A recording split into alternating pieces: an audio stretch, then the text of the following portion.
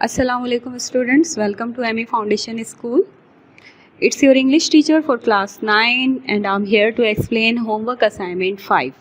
Last time हमने अपना assignment number 3 complete किया था जिसमें हमने chapter number 1 the last sermon of the holy prophet peace be upon him को रीड आउट किया था और उसे अच्छे तरीके से एक्सप्लेन किया था. आज हम चैप्टर नंबर 2 शाह अब्दुल लतीफ़ पढ़ेंगे. उससे पहले हम असाइनमेंट नंबर 5 पर एक नज़र डालते हैं. हमें क्या क्या टास्क दिए गए हैं. सबसे पहले हमने रीड करना है lesson number 2 which is Shah Abdul Latif. उसके बाद हम वोकैबुलरी करेंगे, देन क्वेश्चन आंसर्स, उसके बाद मल्टीपल चॉइस क्वेश्चंस करेंगे, फिल इन द ब्लैंक्स करेंगे और इन द लास्ट हम शॉर्ट नोट करेंगे. तो सबसे पहले हम चैप्टर नंबर 2 शाह अब्दुल लतीफ़ को रीड आउट कर लेते हैं, इसको एक्सप्लेन कर देते हैं. उसके बाद हम इसकी बाकी एक्सरसाइज की तरफ चलेंगे. Islam is the religion of peace. इस्लाम अमन का मज़हब है. गॉड सेंट, अल्लाह ने भेजा द प्रॉफिट, अपने नबी को as a blessing to mankind, इंसानियत के लिए रहमत बनाकर. The prophet won people's heart, नबी ने दिल जीत लिए लोगों के बाय हिज काइंड नेचर, अपनी मेहरबान फितरत से, एंड जेंटल वेज, और अपने नरम तौर तरीक़ों से. His noble example was followed by many of his followers, उनके पैरोकारों ने उनकी इस मिसाल की पैरवी की. दीज फॉलोवर्स और सेंटली मैन, ये तमाम अकीदतमंद, ये तमाम मानने वाले या बुजुर्गान दीन, सर्व्ड इस्लाम, इन्होंने इस्लाम की खिदमत की, so that it spread all over the world, इसी वजह से इस्लाम पूरी दुनिया में फैल गया. If you talk about Pakistan, so in every part of our country, हमारे मुल्क के हर हिस्से में there are shines of such saints, इस तरह के बुजुर्गान दीन के मज़ारात मौजूद हैं. इन लाहौर में there is the shine of Data Ganj Bakhsh and मियाँ मीर साहब, दाता गंज बख्श और मियाँ मीर साहब के मज़ारात मौजूद हैं. इन पाकपतन में बाबा फरीद शकरगंज. इन मुल्तान में गौस बहाउल हक. इन सहवन कलंदर शाहबाज. इन हाला में शाह अब्दुल लतीफ़ भिटाई के मज़ारात मौजूद हैं. And today we are talking about Shah Abdul Latif. Let's have an introduction. Shah Abdul Latif Bhitai was born in 1689. Shah Abdul Latif Bhitai 1689 में पैदा हुए in a small village called Hala Haveli, एक छोटे से गांव में जिसको हाला हवेली कहा जाता था. His ancestors had migrated to Sindh, इनके आबाओ अजदाद जो हैं वो सिंध माइग्रेट करके आए थे, हिजरत करके आए थे फ्रॉम हिरात से, which is in Afghanistan. He had a very sensitive mind, वो बहुत हसास ज़हनियत के मालिक थे. So why is he called Bhitai, उन्हें भिटाई क्यों कहा जाता है. When he grew up, जैसे जैसे वो बड़े होते गए, his heart turned more and more towards religion and devotion of Allah.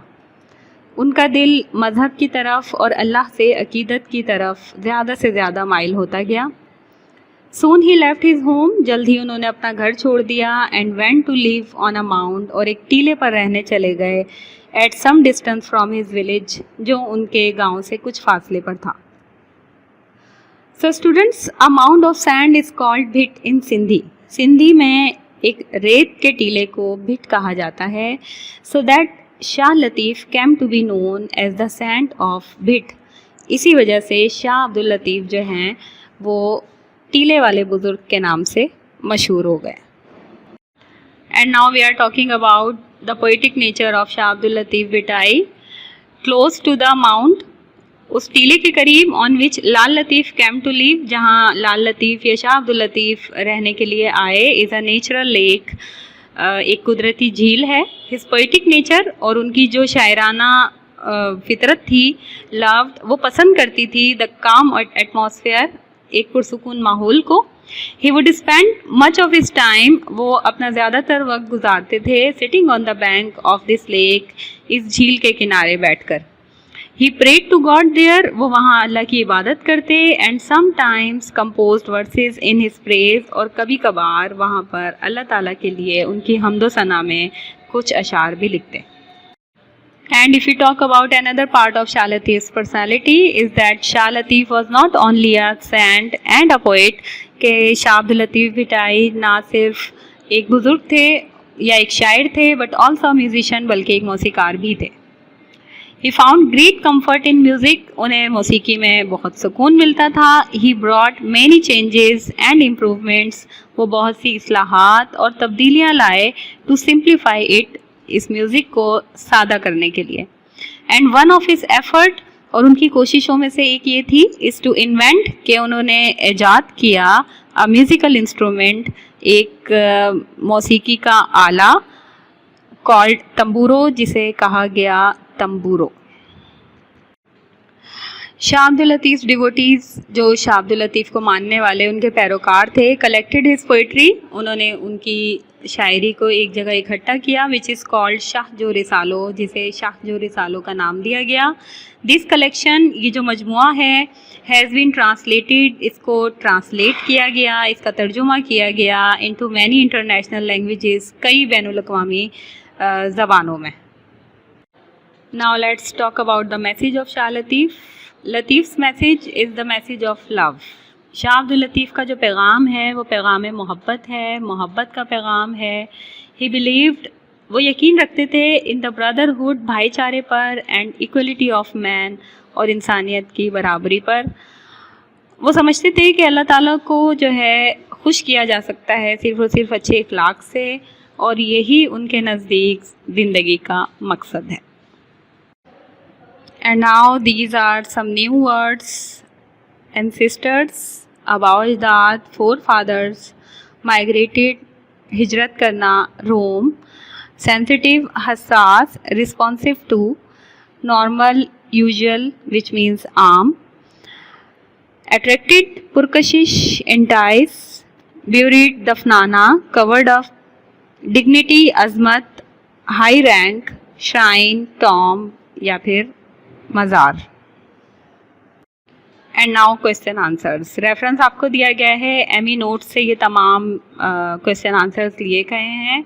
और question number 1 is how did Islam spread far and wide, ये तमाम मटेरियल आपको एमी नोट्स से मिल जाएगा।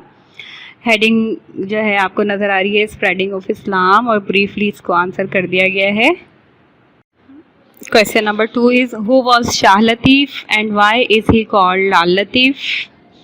And this is question number 3. How was Latif's heart filled with love of God? This is question number 4. Why is Shah Abdul Latif called Bhitai? Very important question. तमाम question के answers आपको Amy note से मिल जाएंगे। Question number 5 is what are the qualities of Shah Latif's poetry? Shah Abdul लतीफ़ की शायरी की क्या खुसूसियात हैं, इसका आंसर आपको दिया गया है।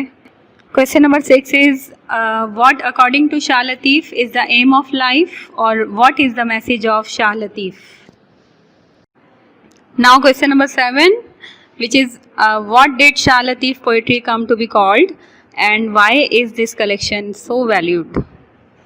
And this is question number 8, name some famous shrines found in different parts of Pakistan. Pakistan के मुख्तलिफ हिस्सों में मुख्तलिफ बुजुर्गान दीन के जो मज़ारात मौजूद हैं, आपने उनके नाम लिखने हैं, उनकी लोकेशन लिखनी है। रेफरेंस आपको दिया गया है, एमी नोट से तमाम क्वेश्चन के आंसर्स लिए गए हैं। नाउ मल्टीपल चॉइस क्वेश्चंस, इसके लिए भी रेफरेंस आपको दिया गया है, एमी नोट से लिए गए हैं। 5 मल्टीपल चॉइस क्वेश्चंस आपको यहाँ नज़र आ रहे हैं, आपने इनको सॉल्व करना है। And in the last these are fill in the blanks, ये आपके चैप्टर से ली गई हैं। आपको यहाँ पर सिर्फ 6 ब्लैंक्स दी गई हैं जिसको आपने फिलअप करना था, लेकिन आपने पूरे चैप्टर को जो है कीनली ऑब्जर्वेशन के साथ रीड आउट करना है, ताकि एग्ज़ाम में ब्लैंक जो है वो चैप्टर के किसी भी पार्ट से आ जाए तो आपके लिए मुश्किल ना हो। तो यकीनन आपको अच्छे तरीके से समझ आ गया होगा। ये वाला चैप्टर भी इंशाल्लाह नेक्स्ट लेक्चर में नेक्स्ट चैप्टर के साथ इंशाल्लाह आपसे दोबारा मुलाकात होगी। अपना बहुत सारा ख्याल रखिएगा। अल्लाह हाफिज़।